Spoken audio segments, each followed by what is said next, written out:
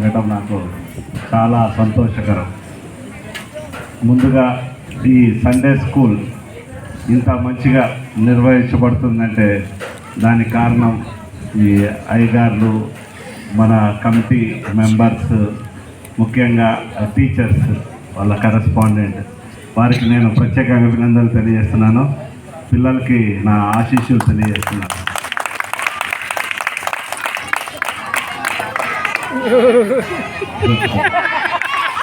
Thank you.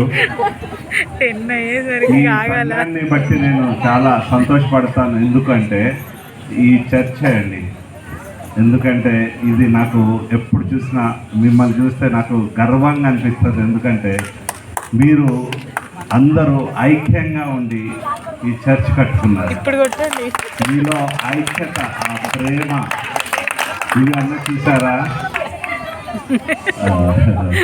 So ఇది మనము ఈ లోకానికి చూపించే మార్గదర్శకత.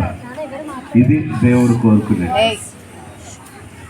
నేను ఎప్పుడు ఇక్కడ వచ్చినా ఒక చిన్న క్విజ్ పెడతాను. So 1000 rupees value. మనకి దేవుడు 2 ఆజ్ఞలు ఇచ్చాడు. ఒకటి దేవుడి వైపు, ఒకటి మన తోటివాడి వైపు. సో దేవుణ్ణి ప్రేమించమన్నాడు సంపూర్ణంగా, అలాగే మన తోటివారిని మనలాగా ప్రేమించమన్నాడు. ఈ ప్రేమకి కొన్ని లక్షణాలు ఉంటాయి. అవి ఎన్ని లక్షణాలు కొరింథీలో చెప్పబడ్డది. ఎన్ని లక్షణాలు ఉన్నాయి? నెంబర్ చెప్తే చాలు. ప్రేమ డంబము లేనిది. లేదా అట్లా గెస్ట్ చేయకూడదు, కరెక్ట్ చెప్పగలిగితేనే చెప్పాలి. కొరింథీ 1:13లో ఒకటో కొరింథీ రాసిన పత్రికలో 13వ అధ్యాయంలో